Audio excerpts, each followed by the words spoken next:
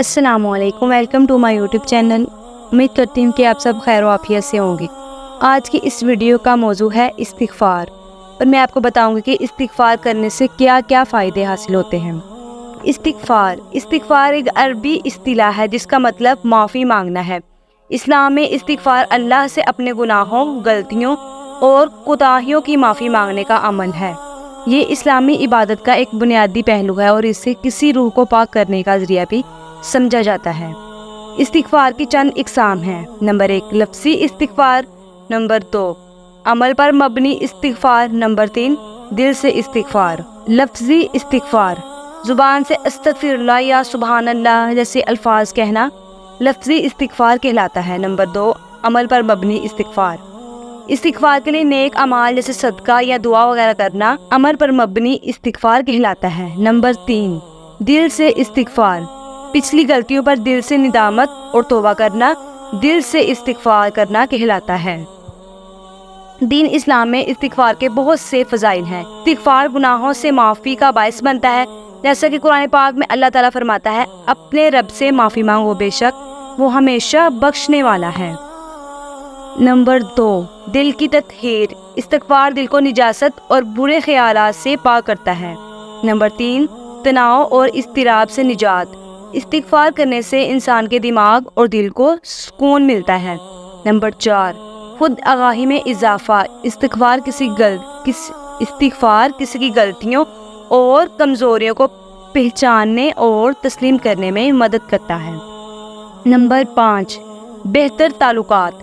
استغفار معافی مانگ کر اور اصلاح کر کے اللہ اور دوسروں کے ساتھ تعلق کو مضبوط کرتا ہے۔ کچھ ایسے اوقات ہوتے ہیں جن میں انسان کو ضرور استغفار کرنا چاہیے، مثلاً نماز کے بعد استغفار کرنا چاہیے، رات کے آخری تہائی حصے میں استغفار کرنا چاہیے، گناہ یا غلطیوں کے بعد استغفار کرنا چاہیے، جب کوئی مشکل پیش آئے تو اس وقت استغفار کرنا چاہیے، اور سب سے بڑھ کر یہ کہ باقاعدگی سے ایک عادت کے طور پر استغفار کرنا سب سے اچھی بات ہے۔ حضرت ابو ہریرہ رضی اللہ تعالیٰ عنہ سے روایت ہے کہ میں نے رسول اللہ صلی اللہ علیہ وآلہ وسلم کو فرماتے سنا، جو شخص سچے اخلاص کے ساتھ اللہ تعالیٰ سے استغفار کرے گا، اللہ تعالیٰ اسے بخش دے گا، خواہ اس نے دنیا کے تمام گناہ کیوں نہ کیے ہوں۔ استغفار کے بارے میں قرآن مجید میں اللہ تعالیٰ کا ارشاد ہے، اور اے ایمان والو تم سب اللہ کی طرف توبہ کرو تاکہ تم فلاح پاؤ۔ قرآن مجید میں اللہ تعالیٰ کا ایک اور جگہ ارشاد ہے، ترجمہ، کہہ دو کہ اے میرے بندو جنہوں نے اپنی جانوں پر زیادتی کی ہے، اللہ کی رحمت سے نا امید نہ ہو جاؤ۔ قرآن پاک کی اس آیات سے ہمیں پتہ چلتا ہے کہ ہمیں کبھی بھی اللہ تعالیٰ کی رحمت سے نا امید نہیں ہونا چاہیے۔ ہمیں استغفار اور دعا سے اللہ تعالیٰ سے اپنی خواہشات کا اظہار کرتے رہنا چاہیے۔ رسول اللہ صلی اللہ علیہ وآلہ وسلم نے فرمایا کہ استغفار سے بے شمار فوائد حاصل ہوتے ہیں، جن میں مغفرت، رحمت اور ہدایت شامل ہیں۔ رسول اللہ صلی اللہ علیہ وآلہ وسلم نے استغفار کی اہمیت پر زور دیتے ہوئے فرمایا کہ وہ دن میں 70 سے زیادہ بار اللہ سے استغفار کرتے تھے۔ رسول اللہ صلی اللہ علیہ وآلہ وسلم نے فرمایا، صدقہ اور استغفار عذاب کے خلاف ڈھال ہے، لہٰذا صدقہ کیا کرو اور کثرت سے استغفار کیا کرو۔ ابن ماجہ۔ استغفار کا تعلق توبہ سے ہے، اور رسول اللہ صلی اللہ علیہ وآلہ وسلم نے فرمایا کہ استغفار توبہ ہے، اس لیے معافی مانگتے وقت اپنے طور پر طریقے بدلنے اور مستقبل میں گناہ کرنے سے بچنے کی شعوری کوشش بھی کرنی چاہیے۔ استغفار کیا ہے؟ استغفار کا مطلب ہے جب انسان سے اللہ تعالیٰ کی نافرمانی ہو جائے اور انسان اس پر نادم ہو گیا کہ میں نے اپنے پروردگار کی نافرمانی کی ہے، تو پھر اللہ تعالیٰ سے اپنے گناہوں کی معافی مانگنے لگا، تو شرح میں اس کو استغفار کہتے ہیں۔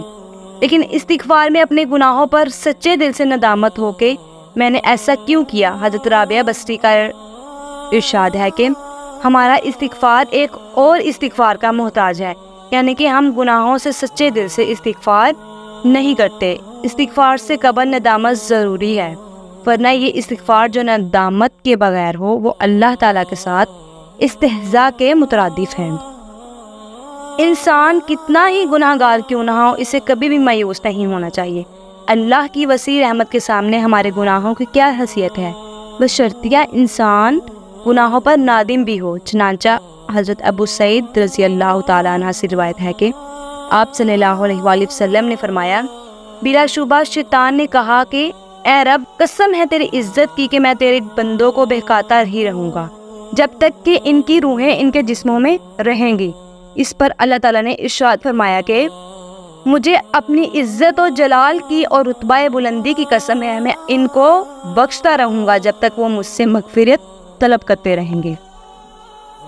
کثرت استغفار سے جہاں گناہوں کی معافی ہوتی ہے، وہاں دنیا کے مسائل بھی حل ہوتے ہیں۔ چنانچہ حضرت ابن عباس رضی اللہ تعالیٰ عنہ سے روایت ہے کہ حضور اکرم صلی اللہ علیہ وآلہ وسلم نے ارشاد فرمایا، جو شخص استغفار میں لگا رہے، اللہ تعالیٰ اس کے لیے ہر دشواری سے نکلنے کا راستہ بنا دیں گے اور فکر کو ہٹا کر کشادی فرما دیں گے، تو اس کو ایسی جگہ سے رزق دیں گے جہاں سے اسے گمان بھی نہ ہوگا۔ ابو داؤد۔ ہم اللہ کی اس رحمت و مغفرت سے فائدہ نہ اٹھائیں تو اس میں کسی کا کیا نقصان ہے؟ یہ ہماری اپنی ہی کم نصیبی ہے۔ اگر گناہ نہیں چھوڑتے تو کم از کم سچے دل سے استغفار یعنی اپنے رب سے گناہوں کی معافی تو مانگتے رہیں تاکہ ہمارا پروردگار ہمیں معاف کر دے۔ وہ تو اتنا رحیم ہے کہ جب بھی معافی مانگی جائے تو فوراً معاف کر دیتا ہے، لیکن ہم استغفار کرنے یعنی معافی مانگنے میں بھی نفرت کرتے ہیں۔ کثرت سے استغفار کرنے والے کے بارے میں حضرت عبداللہ بن بصر رضی اللہ تعالیٰ عنہ سے روایت ہے کہ رسول اللہ صلی اللہ علیہ وآلہ وسلم نے ارشاد فرمایا، بہت عمدہ حالت ہے اس شخص کے لیے جو قیامت کے دن اپنے اعمال نامے میں کثیر استغفار پائے گا۔ روایت میں آتا ہے کہ جو شخص چاہے کہ قیامت کے دن اس کا اعمال نامہ اس کو خوش کر دے تو اس کو کثرت سے توبہ اور استغفار کرتے رہنا چاہیے۔ اگر ہم غور کریں تو ہم معلوم ہوگا ہمارا کوئی وقت گناہ سے خالی نہیں، کیونکہ گناہ کا معنی ہے خدا تعالیٰ کی نافرمانی کرنا۔ اب ہمیں دیکھنا چاہیے کہ خدا تعالیٰ نے ہمیں کس کس بات سے منع کیا ہے اور کن کن کاموں کا حکم دیا ہے۔ امید کرتی ہوں کہ آپ کو آج کی میری ویڈیو اچھی لگی ہوگی۔ اگر میری ویڈیو اچھی لگی ہے تو میرے چینل کو سبسکرائب کرنا مت بھولیے گا اور لائک اور شیئر بھی ضرور کیجیے گا۔ اللہ حافظ۔